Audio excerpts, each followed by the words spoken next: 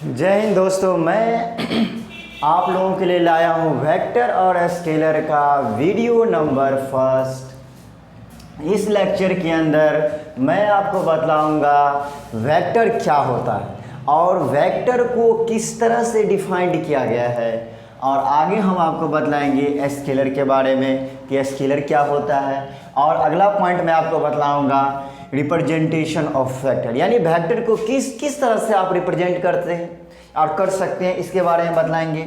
उसके बाद आपको बतलाएंगे हम the properties of vector which are used in addition of vector, यानी वेक्टर को जब हम ऐड करें तो उसमें कौन कौन सा प्रॉपर्टी इस्तेमाल होता है। इस वीडियो के अंदर केवल उसी प्रॉपर्टी के बारे में हम डिस्कशन करेंगे।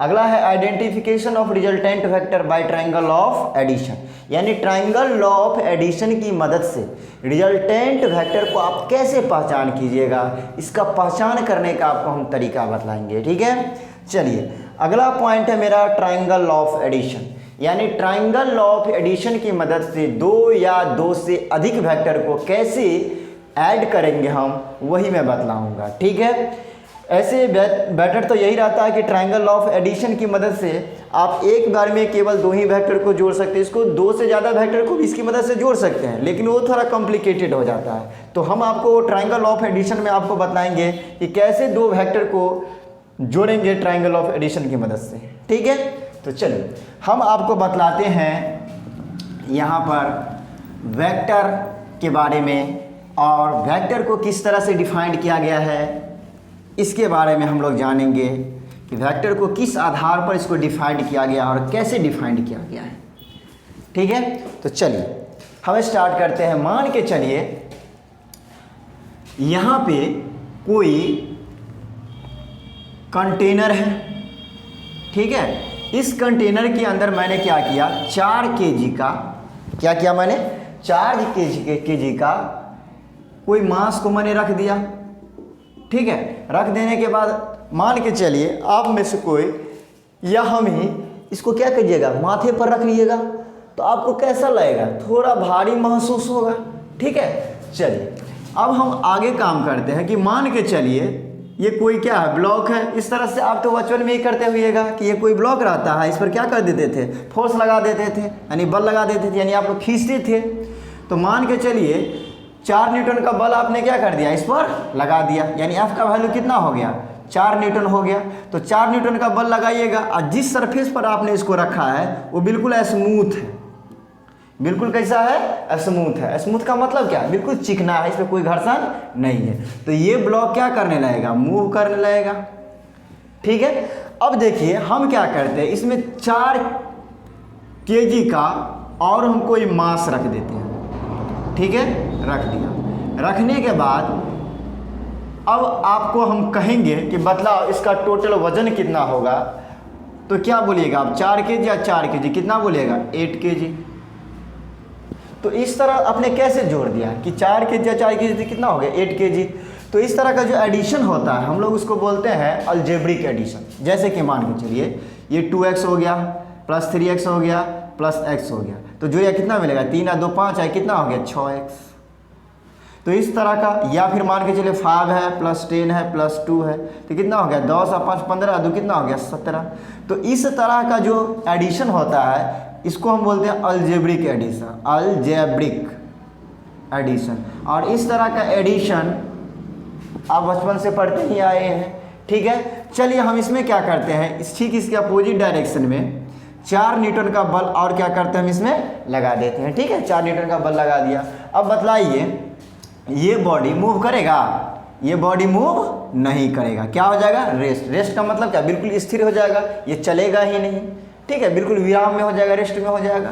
ठीक है, अब अगर हम आपसे पूछेंगे कि बतलाइए जिस तरह से आपने उसको जोड़ा था उसी तरह से अगर आप इसको जोड़िएगा फोर्स को, तो टोटल कितना हो जाएगा इसका, 4 और 4 कितना होगा, 8 न्यूटन। तो आप क्या बोलिएगा कि इस बॉडी पे नेट फोर्स कितना लग रहा है, 8 न्यूटन। लेकिन आप जानते हैं कि अगर कोई बॉडी रेस्ट में है, अगर कोई बॉडी रेस्ट में है तो उसका मतलब ये होता है कि उस पर नेट फोर्स कितना लग रहा है, 0 है। तो अगर ये बॉडी रेस्ट में है तो इस पर नेट फोर्स 0 लगना चाहिए। लेकिन जब आपने जिस तरह से इसको जोड़ा, यानी उसी तरह से आप अगर इसको जोड़ते हैं तो टोटल बल कितना लग रहा है, 8 न्यूटन का लग रहा है। लेकिन 8 न्यूटन का बल लगने के कारण इसको तो मूव करना चाहिए। आपने पहले इससे देखा था कि 4 न्यूटन का जब ये बल लगा था इस पर, तो ये बॉडी क्या कर रहा था, मूव कर रहा था। लेकिन जब 8 न्यूटन का बल लगा तो इसको और ज़्यादा तेज स्पीड से मूव करना चाहिए था। लेकिन ये वास्तव में क्या हो गया है, रेस्ट में हो गया।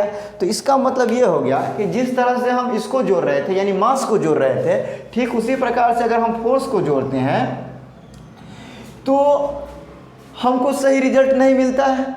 क्योंकि रेस्ट का मतलब ये होता है कि उस पर नेट फोर्स कितना लगेगा, 0, तभी बॉडी रेस्ट में होगा। लेकिन इस तरह से मैंने जोड़ा तो कितना बोल रहा है, टोटल बल 8 न्यूटन का बल कह रहा है कि लग रहा है। इसका मतलब जिस तरह से इसको जोड़ा उस तरह से इसको आप जोड़ रहे हैं, तो हमको ये क्या हो गया, कॉन्ट्राडिक्शन उत्पन्न हो रहा है, यानी विरोधाभास तो उत्पन्न हो रहा है कि 8 न्यूटन का बल लगने के कारण और तेज स्पीड से मूव करना चाहिए, तो 8 न्यूटन का बल लगने के कारण और ये क्या हो गया, रेस्टे में हो गया। मेरा बात समझ रहे हैं ना। 4 न्यूटन के कारण ये मूव कर रहा है तो 8 न्यूटन से और तेज करना चाहिए उसको मूव, लेकिन ऐसा बात नहीं होता है। तो इसका मतलब ये हुआ कि सभी फिजिकल क्वांटिटी, यानी जिस तरह से आपने मास को जोड़ा, ठीक उसी प्रकार से आप फोर्स को नहीं जोड़ सकते हैं। यानी आप सीधी शब्दों में बोल सकते हो कि सभी फिजिकल क्वांटिटी को एक ही तरह से आप नहीं जोड़ सकते हैं। जिस तरह से इसको जोड़ा, 8 kg का जो इसमें वजन हुआ है, तो पहले 4 था, अब कितना हुआ, 8 kg हुआ। तो 8 kg का कारण आपको क्या होगा, थोड़ा पहले से ज़्यादा भारी महसूस हो रहा है। लेकिन ये क्या हो गया, 8 न्यूटन का बल लगने के कारण ये क्या हो गया, और तेज के वाला बजाय ये क्या हो गया, और रेस्ट में ही हो गया है। ठीक है, इसका मतलब जिस तरह से इसको जोड़ा उस तरह से इसको जोड़ा नहीं जा सकता है। यानी सभी फिजिकल क्वांटिटी को हम इस तरह से यानी अलजेब्रिकली नहीं जोड़ सकते हैं। तो इसको जोड़ने का एक अलग तरीका है, और उस तरीका का नाम है ज्योमेट्रिकल एडिशन। कुछ लोग इसे वेक्टर एडिशन भी कहते हैं। ठीक है, हम आगे पढ़ेंगे वेक्टर एडिशन के बारे में या ज्योमेट्रिकल एडिशन के बारे में। तो फिलहाल हम इसको ये बोल सकते हैं कि वेक्टर क्या होता है। तो हम बोल सकते हैं एक ऐसा फिजिकल क्वांटिटी जिसको ज्योमेट्रिकली जोड़ा जा सकता हो, उसको क्या कहेंगे, हम वेक्टर कहेंगे।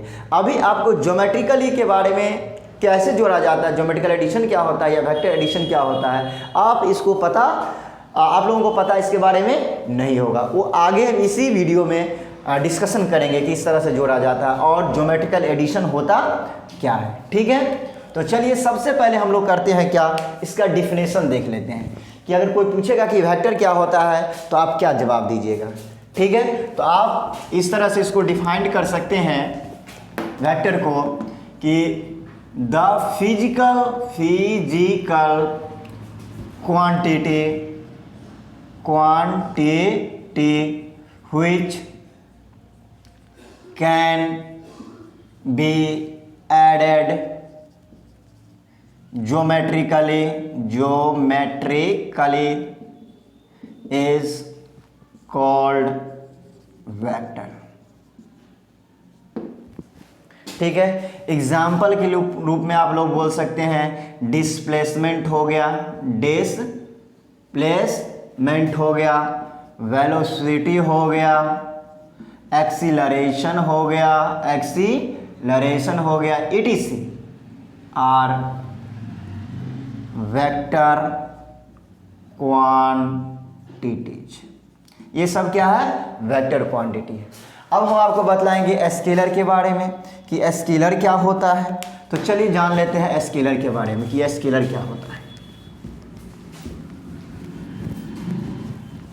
है। स्केलर क्या होता है, ठीक है, देखिए स्केलर किसको कहेंगे, तो ठीक इसके क्या हम बोलेंगे उल्टा, ऐसा फिजिकल क्वांटिटी जिसको ज्योमेट्रिकली नहीं जोड़ा जाता हो, अर्थात जिसको अलजेब्रिकली जोड़ा जाता हो, उसी को हम लोग क्या कहते हैं, स्केलर कहते हैं। अभी आपने देखा ना कि जब आपने फोर्स को जोड़ रहा था इस तरह से तो वो सही रिजल्ट नहीं दे रहा था, लेकिन ये क्या बोल रहे हैं 4 kg और 4 kg जोड़ा कितना हुआ 8 kg। तो इस तरह से जो भी फिजिकल क्वांटिटी इस तरह के एडिशन को फॉलो करेगा उसको हम लोग क्या कहेंगे, स्केलर कहेंगे। तो इस तरह से आप स्केलर को डिफाइन कर सकते हैं, the physical quantity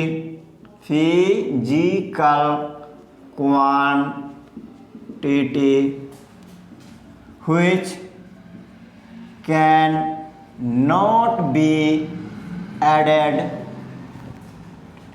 geometrically, that is which can be added algebraically is called scalar. Is है ये, कंफ्यूज मत होइएगा। एग्जाम्पल के रूप में आप लोग बोल सकते हैं, जैसे हो गया डिस्टेंस, हो गया डिस्टेंस, स्पीड हो गया, वर्क हो गया, etc। इस तरह का जो फिजिकल क्वांटिटी है इसको आप आराम से अलजेब्रिकली जोड़ सकते हैं, ठीक है। तो इस सबको हम लोग क्या बोलते हैं, स्केलर बोलते हैं। etc are scalar quantities. आप लोग जितना भी चीज़ मैं लिखा रहा हूँ उस तरह से आप लोग नोट करते रहिएगा। ये कॉपी ले लीजिए और पेन ले लीजिए और इसको नोट करते रहिएगा, ठीक है। चलिए अब हम आपको बतलाने जा रहा हूँ इसी के बारे में कुछ पॉइंट जो कन्फ्यूजन रहता है। अक्सर लोग कन्फ्यूज रहते हैं इसके बारे में। देखिए अक्सर लोग या कुछ स्टूडेंट्स से भी मैंने सुना है या कुछ बुक्स में भी मैंने देखा है लो स्टैंडर्ड्स में, उसमें क्या रहता है कि लोग इस तरह से डिफाइन करते हैं कि ऐसा फिजिकल क्वांटिटी जिसके पास मैग्नीट्यूड और डायरेक्शन है उसको वेक्टर कहते हैं। इस तरह से डिफाइंड किया गया है। तो इस तरह का डिफिनेशन सही नहीं है। क्यों नहीं सही है इसके बारे में जानिए। कुछ लोग यही कहते हैं कि जिसके पास मैग्नीट्यूड और डायरेक्शन उसको क्या कहेंगे, वेक्टर। तो उसके अनुसार इलेक्ट्रिक करंट को क्या होना चाहिए, वेक्टर, क्योंकि इलेक्ट्रिक करंट के पास मैग्नीट्यूड भी होता है डायरेक्शन भी होता है। तो उसके अनुसार इलेक्ट्रिक करंट को क्या होना चाहिए, इलेक्ट्रिक करंट को वेक्टर होना चाहिए। लेकिन वास्तव में इलेक्ट्रिक करंट वेक्टर क्वांटिटी नहीं है। तो इस डिफिनेशन के अनुसार तो इलेक्ट्रिक करंट को वेक्टर होना चाहिए, लेकिन इलेक्ट्रिक करंट तो वेक्टर क्वांटिटी नहीं है। इसका मतलब ये हुआ ये डिफिनेशन 100% करेक्ट नहीं है, ठीक है। तो इस बात को समझिए आप। मैंने जो आपको डिफिनेशन बतलाया है कि वेक्टर क्या होता है तो वही 100% करेक्ट डिफिनेशन है, ठीक है। ये 100% करेक्ट डिफिनेशन नहीं है वेक्टर का, ठीक है। तो चलिए नोट बना करके आप लोग लिख लीजिएगा इस बात को जो मैंने अभी ही बतलाया है कि जो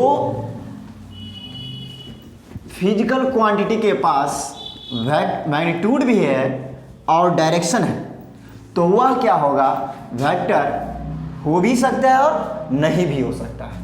एग्जाम्पल के रूप में आप लोग बोल सकते हैं इलेक्ट्रिक करंट, इसके पास मैग्नीट्यूड भी है और डायरेक्शन भी है लेकिन ये वेक्टर क्वांटिटी नहीं है, ठीक है। इस बात को समझ लीजिए, नोट करके लिख लीजिएगा आप लोग कि अगर कोई फिजिकल क्वांटिटी अगर वेक्टर है, अगर कोई फिजिकल क्वांटिटी अगर क्या है वेक्टर है तो पक्का इसके पास मैग्नीट्यूड भी होगा और डायरेक्शन भी होगा। लेकिन किसी फिजिकल क्वांटिटी के पास मैग्नीट्यूड है और डायरेक्शन है तो वह वेक्टर हो भी सकता है नहीं भी हो सकता है, ठीक है। मैं इसी बात को लिखने जा रहा हूं यहां पे, ठीक है। तो if a physical quantity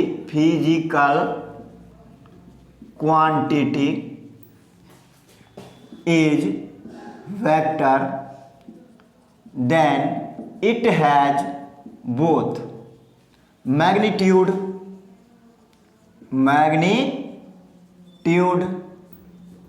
and direction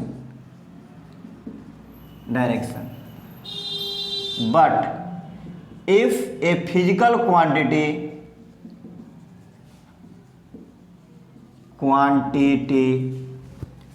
has both magnitude है magnitude and direction,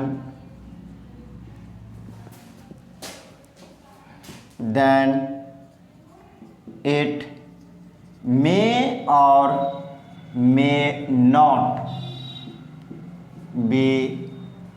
may not be vector। और एग्जाम्पल के रूप में आप लोग बोल सकते हैं इलेक्ट्रिक करंट हो गया, प्रेशर हो गया, सरफेस टेंशन, टाइम हो गया, etc। तो आप बोल सकते हैं electric current has both electric current has both magnitude and direction. Electric current has both magnitude and direction but it is not vector because it cannot be added geometrically।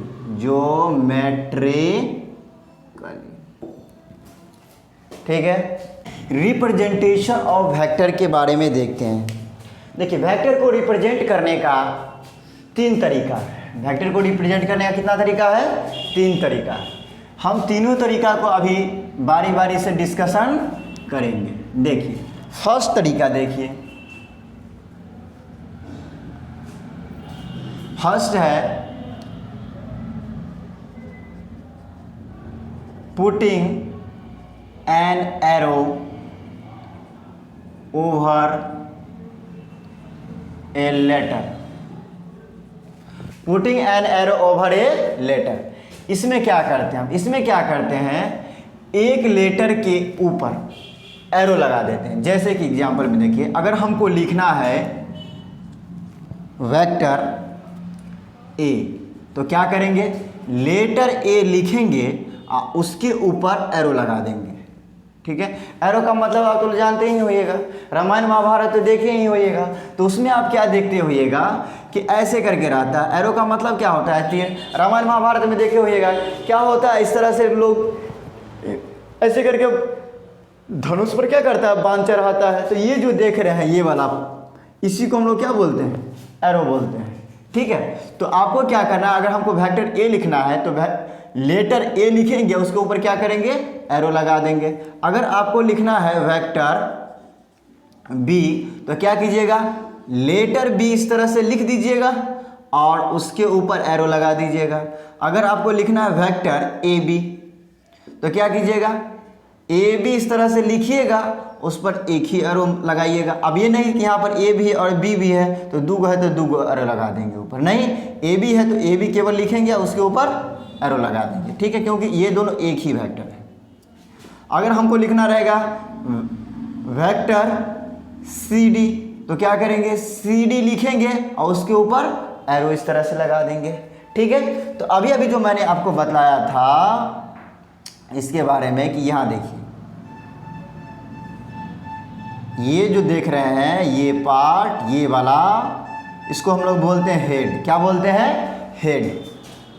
इसका नाम है हेड।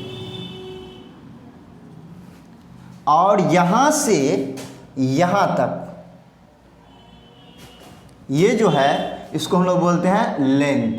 क्या बोलते हैं, लेंथ बोलते हैं।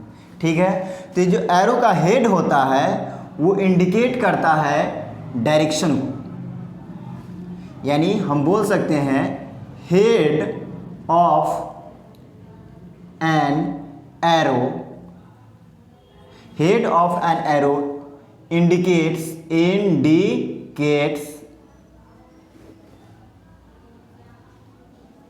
head of an arrow indicates the direction of vector।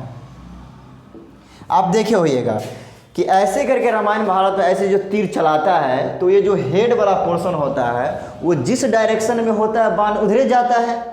देखे होइएगा, तो यहाँ पे आपने क्या देखा कि ये जो है हेड वही क्या इंडिकेट करता है, डायरेक्शन को। किसके डायरेक्शन को, वेक्टर के डायरेक्शन को। तो ये जो एरो है तो एरो का जो हेड है वही इंडिकेट करेगा वेक्टर के डायरेक्शन को। एरो का जो लेंथ है वो इंडिकेट करता है वेक्टर के मैग्नीट्यूड को, वेक्टर के मैग्नीट्यूड को।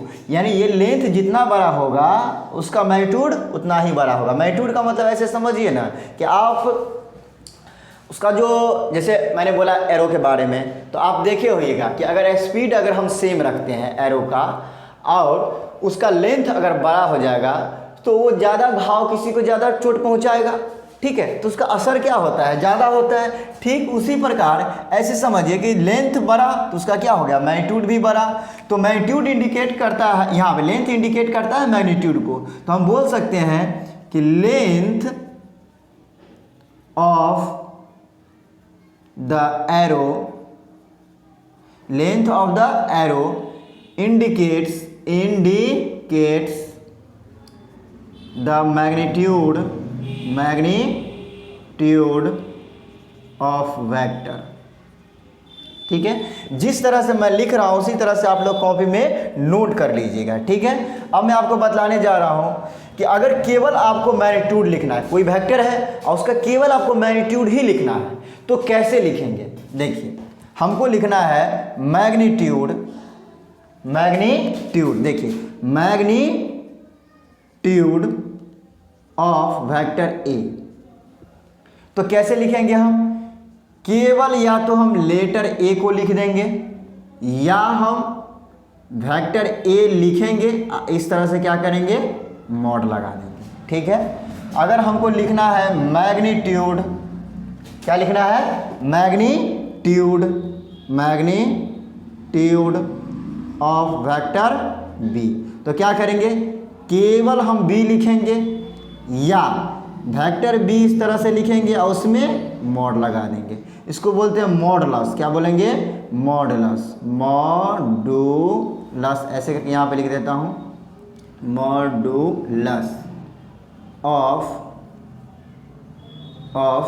Vector B.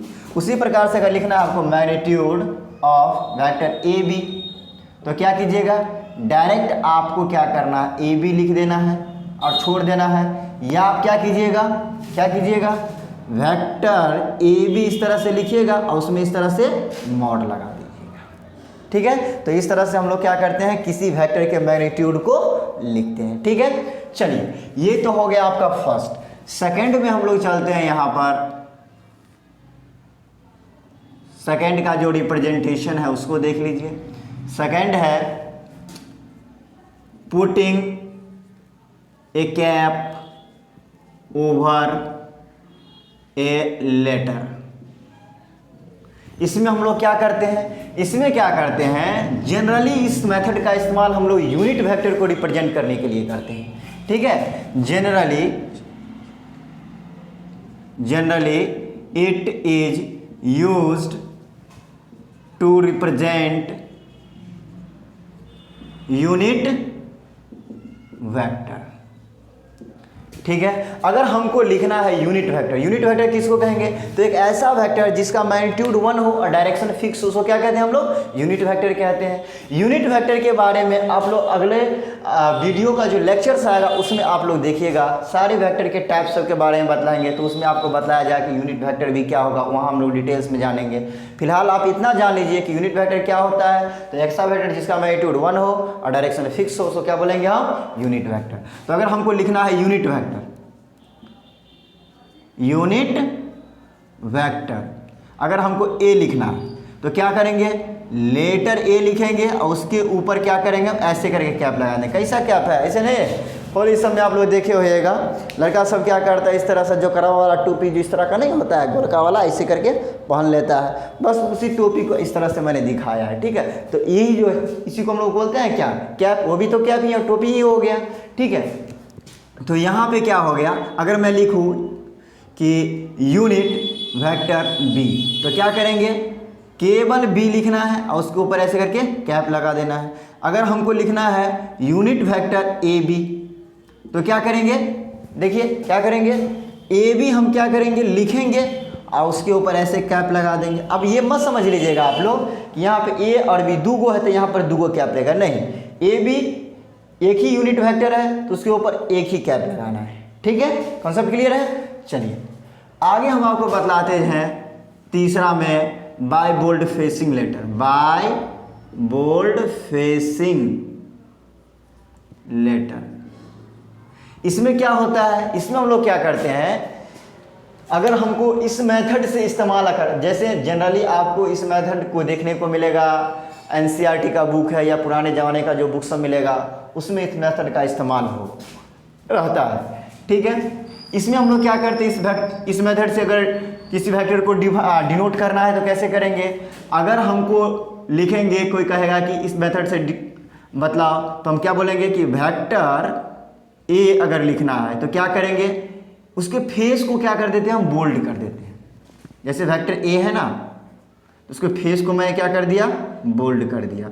आपको लग रहा होगा क्या कि सर जी से गलती हो गया इसलिए इसको क्या कर रहे हैं, इस तरह से कर रहे हैं, नहीं, इसको इस तरह से लिखा ही जाता है।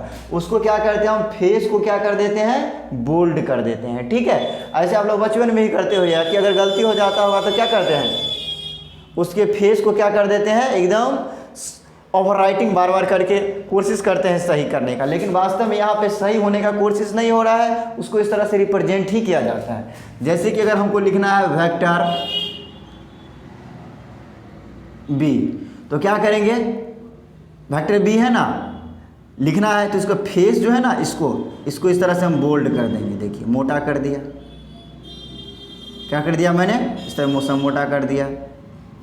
अगर हमको लिखना है वेक्टर ए बी, तो क्या करेंगे, देखिए ए बी लिखेंगे और उसके फेस को क्या कर देंगे, बोल्ड कर देंगे। ए हो गया और ये हो गया आपका B.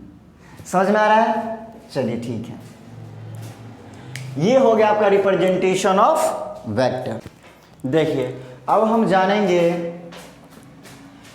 Properties of vector which are used in addition of vector. तो अगर हम वेक्टर को ऐड करेंगे, ठीक है ना, वेक्टर को अगर हम ऐड करते हैं तो वेक्टर को ऐड करने में जो जो प्रॉपर्टी का इस्तेमाल होता है ना, उसी प्रॉपर्टी के बारे में हम इस लेक्चर में देखेंगे। ठीक है, तो फर्स्ट प्रॉपर्टी ये कहता है कि a vector can be slided anywhere without changing its magnitude and direction. यानी कहने का मतलब ये हुआ कि आप एक वेक्टर को एक स्थान से दूसरे स्थान पर खिसका करके ले जा सकते हैं, लेकिन उसका मैग्नीट्यूड और डायरेक्शन नहीं बदलना चाहिए। जैसे कि देखिए, मान के चलिए यहाँ पर आपको दिया हुआ है कोई वेक्टर ए, ठीक है, कोई वेक्टर ए आपको दिया हुआ है, तो आपको क्या करना है, इसको एक स्थान से अगर दूसरे स्थान पर अगर ले जाना है तो क्या कीजिएगा, ऐसे करके ले जाइए, जितना वर्क आइए उतना ही वर्क आइए, क्योंकि लेंथ चेंज होगा तो मैग्नीट्यूड चेंज कर जाएगा। तो यहाँ पे क्या देख रहे हैं, लेंथ क्या है, सेम है, मतलब इसका मैग्नीट्यूड नहीं बदला, और डायरेक्शन लेफ्ट से राइट हॉरिजॉन्टल है, तो ये भी लेफ्ट से राइट हॉरिजॉन्टल है। तो इस तरह से आप इसको इस तरह से खिसका करके ले जा सकते हैं, कोई दिक्कत की बात नहीं है।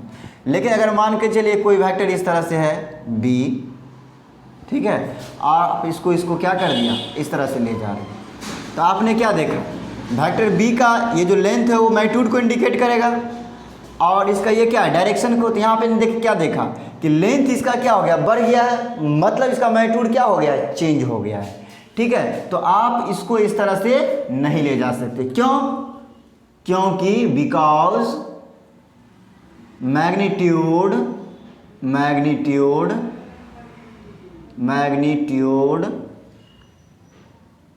इज चेंज्ड, क्योंकि इसका मैग्नीट्यूड क्या कर गया है, चेंज कर गया है।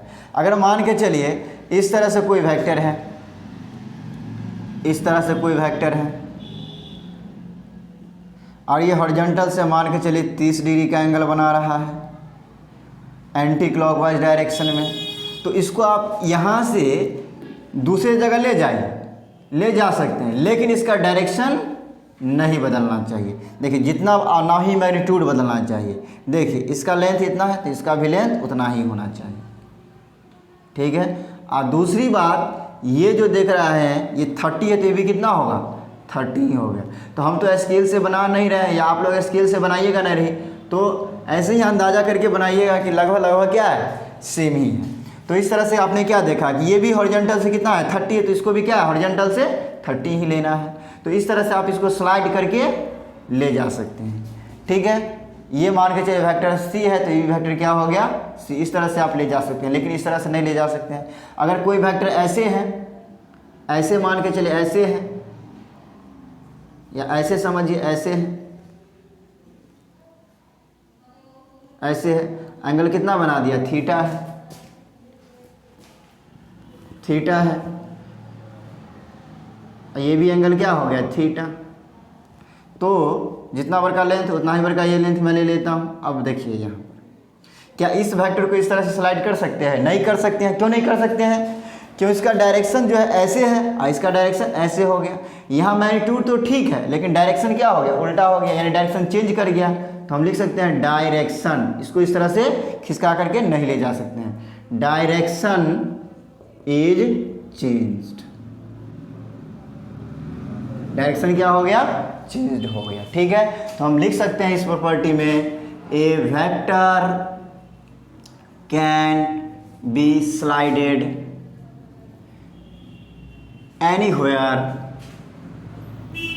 anywhere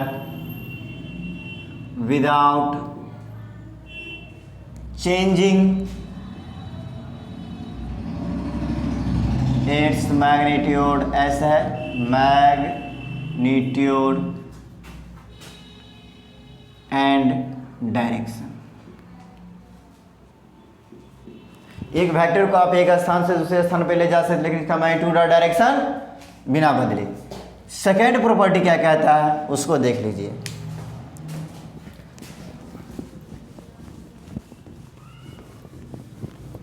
सेकेंड प्रॉपर्टी कहता है कि अगर आप दो वेक्टर या दो से अधिक वेक्टर को जोड़िएगा, ठीक है, तो जोड़ने के बाद कुछ रिजल्ट मिलेगा, तो वो रिजल्ट भी वेक्टर ही होता है। जैसे कि मान के चलिए, यहाँ देखिए, मान के चलिए 5 है और +2 है, दोनों को जोड़िएगा तो कुछ रिजल्ट तो मिलेगा। रिजल्ट कितना आया? 5 और 2 का कितना आया? 7।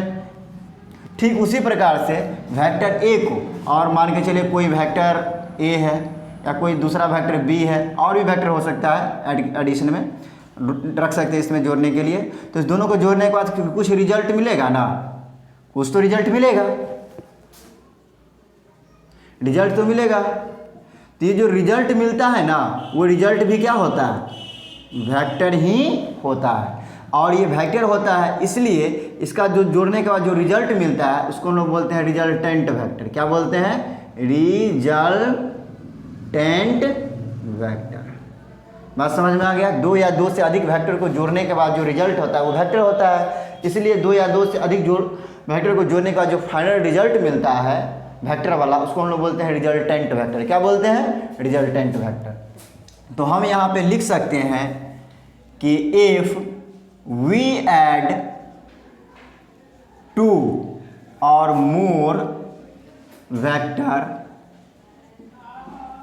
then we get a resultant vector। resultant vector। ठीक है, ये आपने देख लिया एडिशन में यूज होने वाला प्रॉपर्टी के बारे में। ठीक है, टेक्निकल प्रॉब्लम के कारण point number 4 identification of resultant vector, 5वां ट्रायंगल ऑफ वेक्टर एडिशन, 6ठा numericals on triangle of addition को लेक्चर नंबर 2 में डिस्कशन किया गया।